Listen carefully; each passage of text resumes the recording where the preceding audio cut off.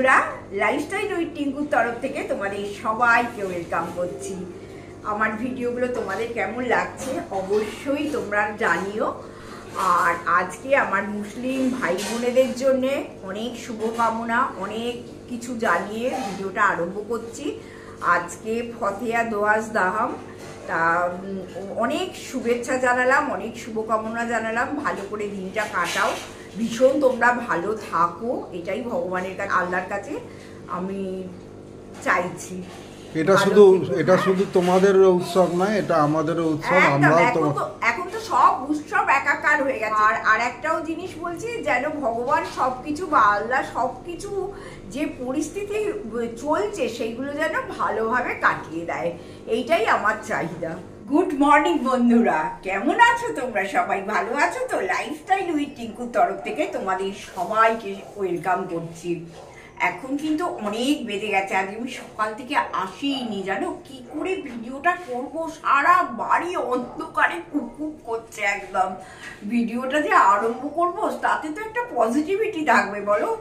এই চতুর্দিকে ভিজে, তারপরে যেন পা দিয়ে জল উঠছে। আর দাদা সবসময় বাড়িতে না মানে স্লিপার পরে থাকে, কিন্তু আমি আবার সেটাও পারি না। সবসময় স্লিপার পরে থাকলে আমার না কেমন মনে হয় পা জ্বালা করছে।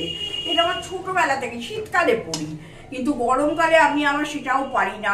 যে মনে হচ্ছে যেখানে হাত দিচ্ছি যেন জল প্যাচ প্যাচ প্যাচ প্যাচ করছে। মানে এতই অবস্থা ওয়েদারের খারাপ। তোমরা তো সবাই দেখছো, তোমরাও এইভাবে ভুগছো। আর সকালবেলা কিচ্ছু করিনি, যেন কাজ করতেই ইচ্ছা করছে না, তো ভিডিওটা দেবো কি।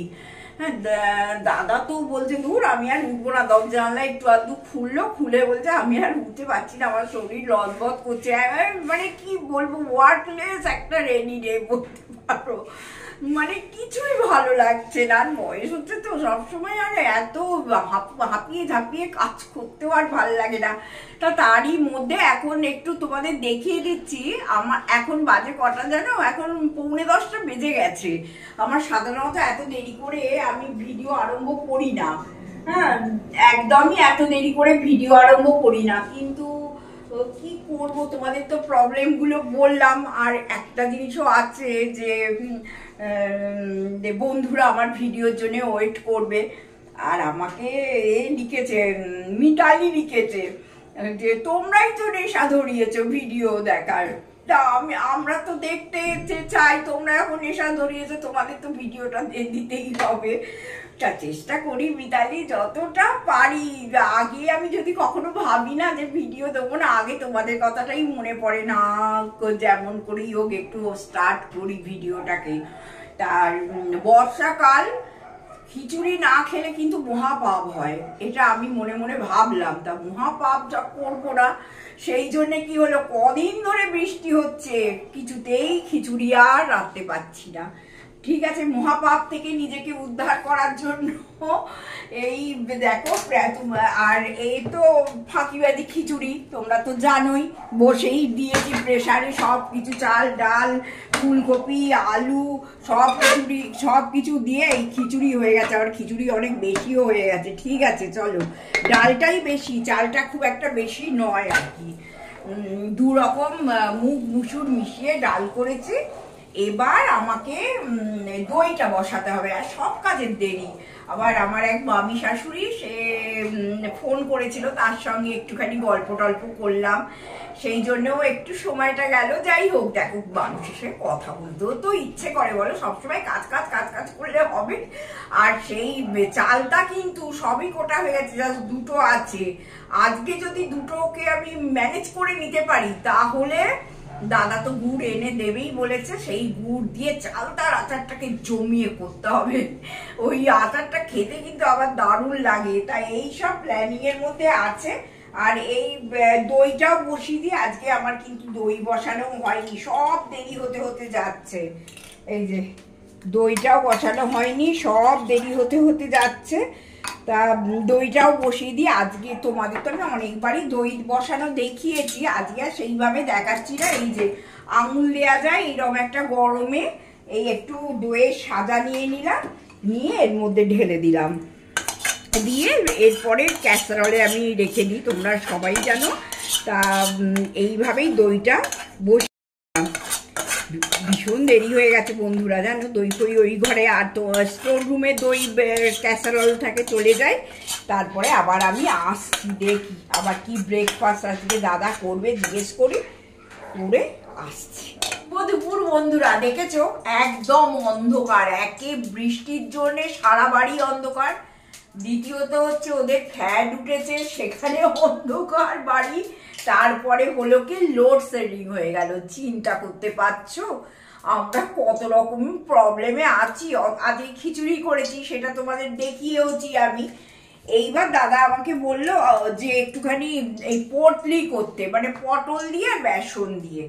তা করতে তো বলছে, কিন্তু করবোটা কি করে বলো, এই তো অবস্থা। তা আমার তো সবসময় ভালো লাগে যে আমি যেটা করি সেটা একটু তোমাদের সঙ্গে শেয়ার করতে, আমার সব থেকে ভালো লাগে। এই দেখো একটু গরম তেল এতে দিয়ে দিলাম, অল্পই করব কারণ আমি তো অত খাই না, দাদার দুটো একটা এইরকম।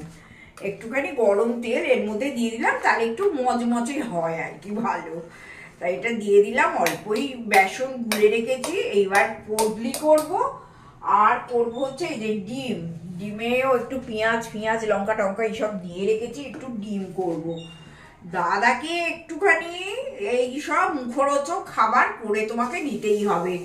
আমি তো দোকানের কেনা ফেনা অত পছন্দ করি না, যার জন্যে কি হয় আমি দাদাকে দিই না। আমি সব সময় বলি যে তোমার যদি কিছু খেতে ইচ্ছা হয় বলো, বাড়িতে করে দেবো। তা ওই আর কি একটু আধটু, যে এত এই সেই করি না। এই এত তেল খেলে হয় বলো? আর এইসব জিনিসে ভীষণ তেল লাগে জানো তো। আমি যে খেতে ভালোবাসি না তা নয়, কিন্তু শরীরের ভয় করে যে মেয়ে দূরে থাকে বলো, হঠাৎ করে কিছু হলে হ্যাঁ তখন কে সামলাবে, এইটার আমি ভয় সব সময় পাই। আজকে একটু পটলি করবে, আজ আর মুখে বললে নাও করতে পারি না জানো তো, এইটাই হচ্ছে সব থেকে বড় কথা। মনটা বলছে না দরকার নেই, কিন্তু আবার নাও করতে পারি না, তখন মনে হয় খেতে হয়তো ইচ্ছে হয়েছে, এতে তো আর খাটুনি কিছু নেই, যে খেতে হয়তো ইচ্ছে হয়েছে ওই জন্যে বলছে, হ্যাঁও বলে দিই। এই করেই আমার বুড়ো বুড়ি সংসার চলছে, যা করি তোমাদের সঙ্গে একটু দেখিয়ে দিই। তবে তোমরা কিন্তু একদম সাবস্ক্রাইব করছো না, যারা দেখছো প্লিজ একটু আমাদের পাশে থেকো, তোমাদের সহযোগিতা আমার ভীষণভাবে দরকার। তোমরা না পাশে থাকলে বলো আমরা ইউটিউবে চলবো কি করে? দেখো আমি যা করছি সবই ঠিক করছি, আর তোমরা যা করছো সব ভুল করছো তা নয়। আমি সব সময় বলি এই কথাটা যে তোমরা বলো তা সত্যি কথা, আমি যে ইউটিউবটা আরম্ভ করেছি সেইভাবে তো কারোর কাছে সাপোর্ট পাইনি যে সে আমার জন্য বলছে বা সে আমাকে আমার ভিডিও শেয়ার করছে, সেইভাবে তো পাইনি। নিজে চেষ্টা করছি এই বুড়ো বয়সে, তা দেখা যাক কেমন কি হয়।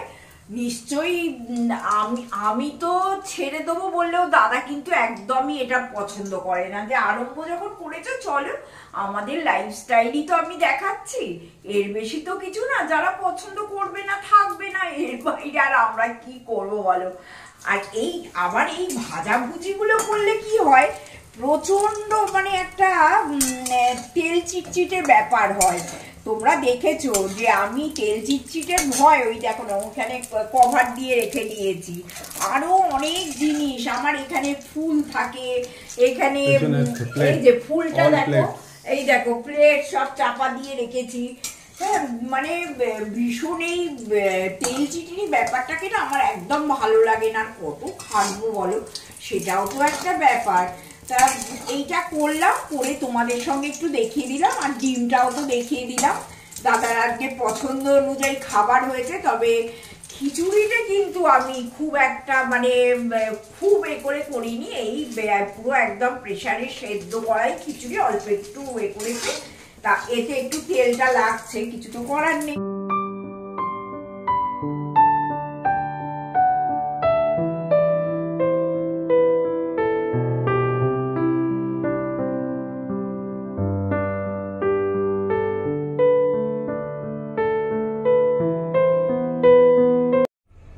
শুভ সন্ধ্যা বন্ধুরা।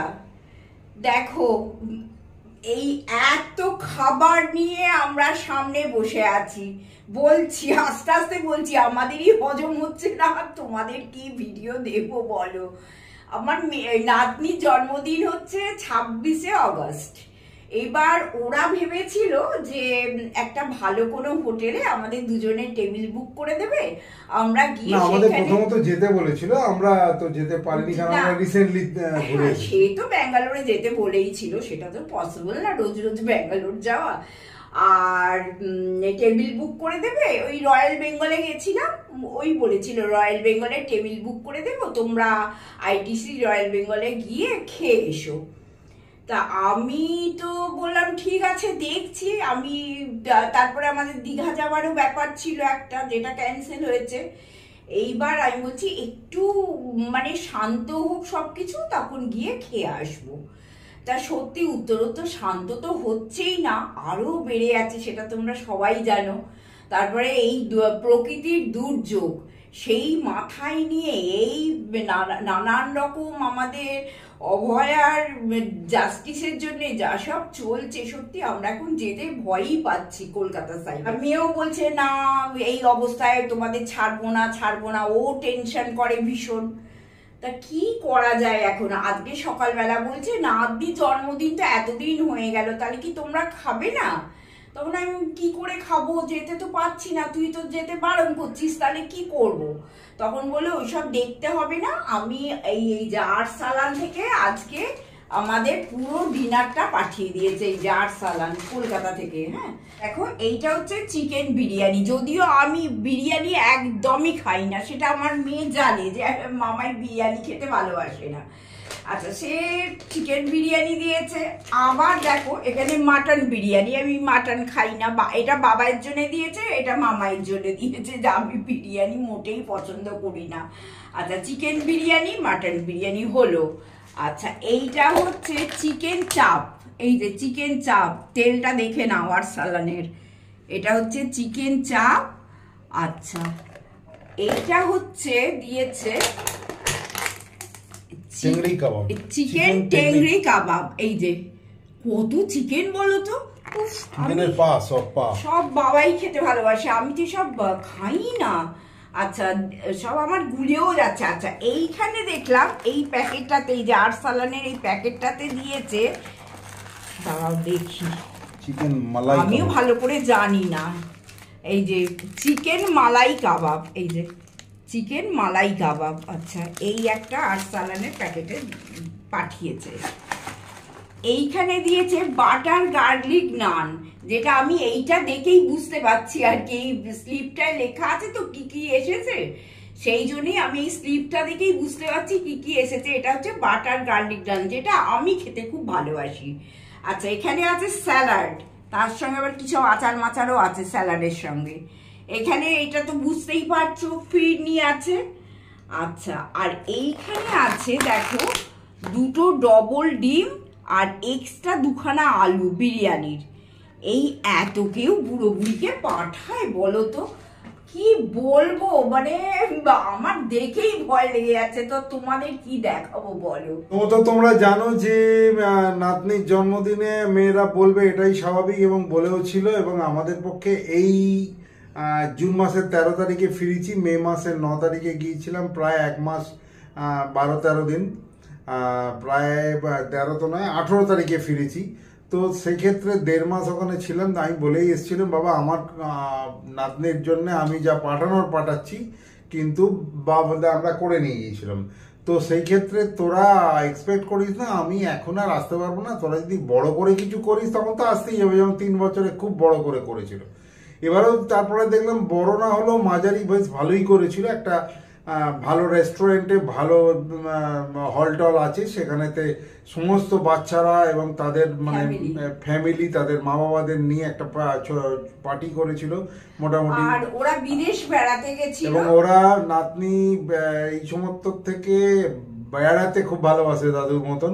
সেই জন্য ওরা বিদেশে ব্যাংকক, পাটায়া এই সমস্ত বেড়াতে গিয়েছিল জন্মদিন উপলক্ষে। এটা 5 বছর জন্মদিন, এবং সেই কারণে ওরা ওইটাকেই মেন করেছিল। আর এই পার্টিটা যেটা করেছিল সেটা ছোট করে করেছিল। আর সেক্ষেত্রে আমাদেরকে তো আমরা খাওয়া থেকে বাদ পড়েছি, সেই জন্য আমাদের জন্য বলেছিল তোমাদের একটা ভালো টেবিল বুক করে দেবো, ভালো রেস্টুরেন্ট, ভালো হাউসে, সুতরাং তোমরা গিয়ে খেয়ে আসবে। তো তার মধ্যে সামাজিক পটভূমিকা চেঞ্জ হয়ে গেল। আমাদের বয়স হয়েছে, এই যে গন্ডগোলের বাতাবরণ, কে কখন অ্যারেস্ট হচ্ছে, কে কখন বিপ্লব করছে, কাকে কে ধরে নিয়ে যাচ্ছে, হ্যাঁ কি দরকার বাবা এইসব ঝামেলার মধ্যে না গিয়ে আমরা মেন গেটে তালা লাগিয়ে বসে আছি। দরকার মতন আলুটা, পেঁয়াজটা, ডিমটা, মাছটা কিনে আনছি, ব্যাস, তারপরে খেয়ে নিচ্ছি। আর আমার মেয়ে একটু টেনশনও করে, ওর বাবা যদি বাইরে বেরোয় তাহলে খুব টেনশন করে, না বেরোবে না, 14 বার ফোন করে জিজ্ঞেস করে বাবাই বাড়িতে আছে না বেরিয়ে গেছে। জানি বাবাই কথা শোনার লোক নয়। তো যাই হোক, এইগুলো হচ্ছে তোমাদেরকে বৌদির অঙ্গীকার অনুযায়ী আমরা শেয়ার করলাম। এটা খুব বড় ব্যাপার নয়, কিন্তু স্টিল আমাদের কর্তব্য হচ্ছে তোমাদের দেখানো যে এই খাবারগুলো এসছে। তবে এই খাবার, এত খাবার আমরা একসঙ্গে খাওয়া তো দূরস্থ। তো আমি ঠিক করছি এগুলোকে যেভাবেই হোক ফ্রিজে রেখে দেবো। প্রায় আজকে হচ্ছে তোমার সোমবার, তাই তো? আর আজ, কাল, পরশু 3 দিন রাত্রিরে আমাদের আরামসে চলে যাবে। হয়তো একটু রুটি ফুটি বানিয়ে নিতে হতে পারে, কারণ গার্লিক নান যত যাই দিক তাতে তো আর 3 দিন চলবে না। তো বাকি বিরিয়ানি ফিরিয়ানি এটা ওটা আছে, ওরে বাপরে বাপ, সাংঘাতিক ব্যাপার। তোমাদের সাক্ষী মানলাম, আজকে আর প্রলম্বিত করব না। এইটুকু বলবো, আমার নাতনির জন্য তোমরা সবাই জোরহাত করে প্রে করো, যেন আমার রেশা, আমার নাতনি, আমার শ্রেয়া এবং ঝিনুক, আমাদের দুজনের নাম, সে যেন অনেক ক্যান্ডি, এবং সেই সবচেয়ে বড় কথা, ও যেন দীর্ঘতর জীবন লাভ করে এবং ওর মায়ের মনের মতন হয়, মা জুয়েল, এবং সেই ক্ষেত্রে সেই মনের মতন হয়ে ও যেন বড় হয়, আস্তে আস্তে তাদের মনোবাঞ্ছা পূর্ণ করে। এবং আমরা তো, আমাদের আর কদিন, আমাদের তো এবার যাওয়ার সময় হলো, দাও বিদায়। তো সেই ক্ষেত্রে এগুলোতে প্রলম্বিত আর করছি না। তোমাদের কাছে আবেদন করলাম, আমার নাতনির দীর্ঘায়ু কামনা করো ঈশ্বরের কাছে, আর সবাই যেন ভালো থাকে, ও এবং আমার মেয়েরা সবাই যেন ভালো থাকে, এবং আমাদের তোমাদের সবাইকার সার্বিক সুখ, স্বাচ্ছন্দ্য, সাফল্য ইত্যাদি কামনা করে সামনের পুজো এবং যেন ভালো হয়। আগামী কাল বিশ্বকর্মা পুজো, এবং তার পরের দিন আবার আমার মেয়ের জন্মদিন। তো যাই হোক, সব কিছু সেরে আমরা আজকের মতন ভিডিও ক্লোজ করছি, শেষ করছি। তোমরা আমাদের সঙ্গে থেকো, পাশে থেকো। তোমাদের পাশে নিয়ে আমাদের অঙ্গীকার, আমরা শেষ জীবনের শেষ নিঃশ্বাস পর্যন্ত তোমাদের পাশে নিয়ে হাঁটতে চাই, চলতে চাই। তোমরা সাবস্ক্রাইব করো, কমেন্ট করো এবং লাইক করো। আর কমেন্ট, লাইক পেলে মনের জোরটা বেড়ে যায় যে হ্যাঁ, আমার বন্ধু আছে আমার সঙ্গে, আমি একা নই। হ্যাঁ, যতই মেয়ে 2000 কিলোমিটার দূরে থাক, কিন্তু স্টিল আমার বন্ধুরা আমাদের সঙ্গে আছে। সবাইকে শুভেচ্ছা জানিয়ে আজকের মতন রাখছি। Good night, tata.